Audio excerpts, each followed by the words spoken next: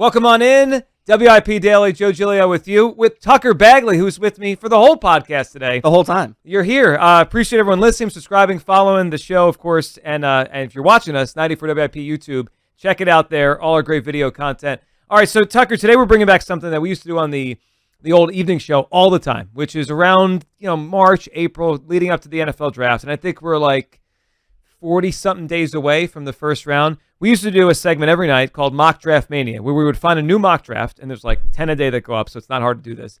And we would just go through it and talk about what the Eagles select. So, Tucker, this week we're getting some that are kind of like post-first wave of free agency, so they're kind of updated for team needs. Right. So this is interesting. So the latest one we're playing with today, and we're going to do these on a weekly basis because I think everyone loves mock drafts. I love them. I click on them all the time, and we used to love doing this segment. So let's bring it back here. So today we're going to CBS Sports. 2024 NFL mock draft. So the Vikings trade up to replace Cousins and a bunch of receivers taken in the first round. So I'm not going to go through every single name because there's a lot here. And, some of these picks you don't care about. Let's go through the quarterbacks and then kind of where the Eagles and what they do. So number one, Caleb Williams to the Chicago Bears. No surprise, which kind of leads to all the discussion we've been having in Philadelphia about Justin Fields and where he goes next. Number two in this one is Drake May, the quarterback from Washington. Then it goes Jaden Daniels to the Patriots from LSU. And then at number 6, Giants take a receiver. We move down the board. McCarthy to the Atlanta Falcons, from the Atlanta Falcons. Minnesota trades up because obviously Falcons don't need a quarterback anymore. They got Kirk Cousins. So J.J. McCarthy ends up with the Minnesota Vikings at number 8. And as you move through the board here, you notice there's some receivers going. There's some defensive players going. And I think we're all thinking probably defense with the Eagles. Maybe offensive line, but this one threw me for a loop here, Tucker, as a guy the Eagles maybe want, which is the corner from Toledo, Mitchell. He goes 21 to the Dolphins. So in this mock draft, at number 22, the Philadelphia Eagles select a player at a position I don't think we've discussed once so far this offseason. They actually might do. And that is Brian Thomas, wide receiver from LSU, to the Eagles at number 22. Big numbers last year, 68 catches, 17 touchdowns. He's 6'4", 205. Obviously, he's a good prospect, but Tucker, what would your reaction be if the Eagles take a receiver in the first round? I think most fans would be pretty surprised. I think they would too. And I think it would certainly be interesting because a third wide receiver is what they need. Yeah. But someone with his skill set I would find intriguing because he's 6'4", he's a big guy. He's built like A.J. Brown. He's built like Alshon Jeffrey. He's built like an outside wide receiver. And I think if you look at the Eagles' offense, they're kind of set there, right? With Devontae Smith and A.J. Brown. I think if they were to make a move like this, it would indicate that Kellen Moore maybe thinks Devontae Smith is a slot receiver. Or does he think Devontae Smith might not be here past 2024? That's what hit me. I mean, look, the Eagles have invested a lot. I said this as soon as they signed Saquon, that it doesn't have to mean anything, but it could mean something. They've invested a lot of money at quarterback. They invested a lot of money in A.J. Brown. They've invested a lot of money at running back now. I mean, Tucker, I don't know the answer to this off the top of my head. I just wonder how many teams in the NFL right now are paying near top of the market, like, I don't know, top 7 or 8 at the position, at two wide receivers, at quarterback, and at running back. Because once they pay Devontae, that's where the Eagles are, right? Devontae's probably going to come in a top 10 to 7 receiver when he gets his deal. A.J. is in that mix. Jalen, I know other guys have gotten $50 million a year, but he's in that mix now. And Barkley's what, the 4th or 5th highest paid running back now? Yeah. Behind McCaffrey and Kamara and Chubb. I think he's right there with Chubb. So, I mean, I know Howie's this cap wizard and we trust him with numbers. I just wonder at some point, do they decide to stop spending on offense? And look, they extended Dickerson a few days ago. Same draft class as Devontae.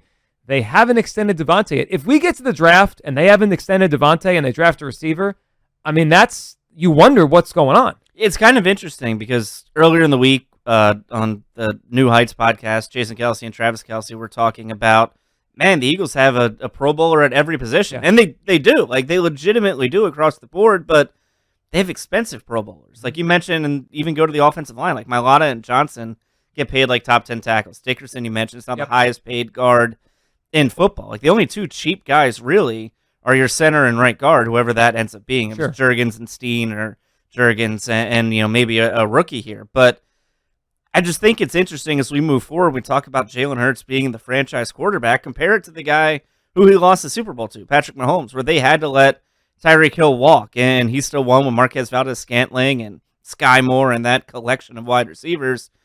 Jalen Hurts right now is in a situation where he legitimately is surrounded by Pro Bowl talent at every position on the offense. And I just don't know how sustainable that is. I don't either. I mean, and you could say, well, they'll just outscore everyone, but you go through Eagles history. When they are good, they have a good defense. Like, it's one thing to just say that and think, oh, well, they'll just score 35 points, they'll outscore everyone. You do need a good defense. I mean, the two teams that made the Super Bowl last year, they had top 5 or 6 defense. Obviously, the Chiefs had an amazing defense. So that would mean the next big resource is probably, again, on offense, unless they spend a lot of money on another defensive player. But I think we're at the point now where most people are going to be disappointed if the first-round pick isn't another defensive player, because although they got 2 so far, as we do this, we record this, they got Bryce Huff and they got, Chauncey Gardner-Johnson.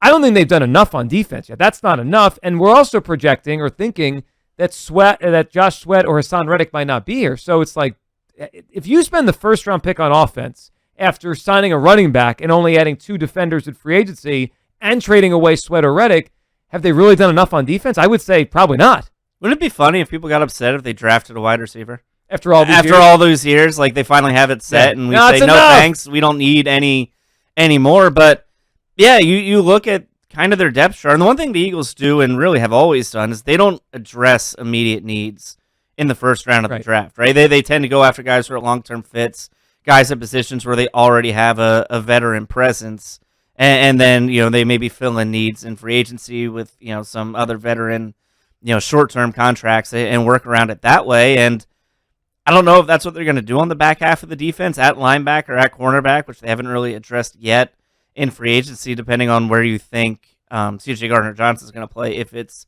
at safety or at cornerback or maybe a little bit of both. But, yeah, I mean, adding a wide receiver, I think it says more about what they think of the future of Devontae Smith, because that would fit, right? If they brought in a wide receiver, him coming in and him basically sitting and being the third or fourth guy as a rookie, and then stepping into a starting role opposite A.J. Brown in 2025, that kind of fits the pattern of what Howie Roseman drafts. It does. I mean, it also could mean something to the effect of A.J.'s future. They could slow play the Devontae thing with a 5th-year option and just let him play, right? And then after next season, they make a real decision on, do we keep A.J. Because he's expensive, or do we pay Devontae and move off A.J.? It just doesn't feel like it's sustainable for years. Because, I mean, at some point, let's say that Brian Thomas, right? He's the name we're talking about. He's the receiver from LSU. Tucker, if he turns out good, in 3 years, he's going to want a contract. And he's a first-round pick, so he's not going to be cheap. I mean, it's just the market for receivers. It just feels like that's not a sustainable model. I'm sure that, remember when they drafted Jalen Hurts, they said this has nothing to do with Carson? Couldn't you see Howie, the day after they draft a receiver in the first round, says this has nothing to do with Devontae's contract. It has nothing to do with how we feel about A.J. Brown. Yeah, I mean, think about where they were at the end of the year last year, when Julio Jones was like their best wide receiver in Week 18. And, I think the signing of Devontae Parker kind of replaces Julio Jones in that backup outside wide receiver role. Old guy who can't get open anymore? Exactly. That's exactly what he is. But, yeah, the wide receiver position, I've thought it's been interesting for a while, because it's a position this team hasn't poured a lot of resources in until recently, until they drafted Devontae and until they paid AJ. Although I guess they tried before and it didn't work out with Rager and Arcega-Whiteside and all those guys. But I don't know. It would be really interesting to me if they continue to pour resources into offensive skill position players, which is something that Jeff Lurie in his time with the Eagles, Howie Roseman, in the last 15 years he's been in charge, they haven't done, right? Like, their whole thing has been built from the trenches. So if your biggest free agent signing is Saquon Barkley, which I know they got Bryce Huff, but the most fanfare has come with Saquon Barkley. Of course. And your number one draft pick is a wide receiver. To me, that seems like a complete 180 from what you've done in the last decade of team building. Yeah, and it's also, like, it would have made more sense before Hurts got paid. Like, this is kind of what the 49ers have, right? They've poured a lot, and they have Brock Purdy because he makes no money, and I think Purdy's pretty good. Actually, he's really good. But it makes sense, right? The quarterback makes no money, and you just put all these resources around the quarterback to help him make him look better. But you wonder then, like, are they doing this because they think they need to help Jalen Hurts even more? And like, it's fine. I'm not upset if they get a wide receiver to help Jalen Hurts, but you wonder, like, how much of the resources have to go to helping a guy that is being paid like he should be, dragging people along, not being dragged along. I mean, I think it also, you could spin it to a reflection on Hurts. Do they think he really does need an all-star team around him to win? But that guy shouldn't be paid $50 million. I know. And you look at other quarterbacks who have gotten paid. I mentioned Patrick Mahomes.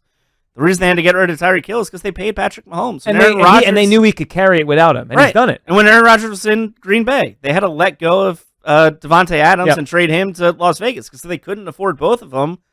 Howie Roseman right now is trying to not only afford a top quarterback and a top wide receiver, but also maybe a second one, and an all-star Pro Bowl offensive line, and a tight end who's making top 10 tight end money. It feels like a lot of resources, and I know the cap isn't real for Howie Roseman, but at some point the bill's going to come due. Yeah, and it's not even just the cap for me. You said it's like Howie said a quote a few years ago. Remember he said something like, every team gets the same amount of resources. It's just how you use the resources, right? Everyone gets the same cap room. It's like, how do you use the cap room? Everyone is allotted a draft pick each round. You could trade some, you can keep some, you could lose them, and tampering like the Eagles might now with Saquon. But whatever, like everyone gets the same amount of stuff. It's how you use it.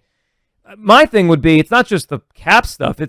This is your first round pick. Like, when are they going to use it on the other side of the ball? I know they used 2 last year, but if we go back to 2018, how many of their early picks have they used on defense? Not that many. I know last year they did. They have Jordan Davis, but it feels like it's been more offense in the first 2 rounds for the last 6 years. Like, that's why the defense right now is so confusing and worrisome, because how many building blocks have they found on defense? That's what you're supposed to do in the first round, find a building block. Jalen Carter, he probably looks like one. Is Nolan Smith a building block? I don't know. TBD. Is Jordan Davis a building block? Probably not. So isn't that what the first round should be for, a building block? And do they need another receiver as a building block? I don't think so. And you mentioned, you look at the defense and what they played and how they played last year.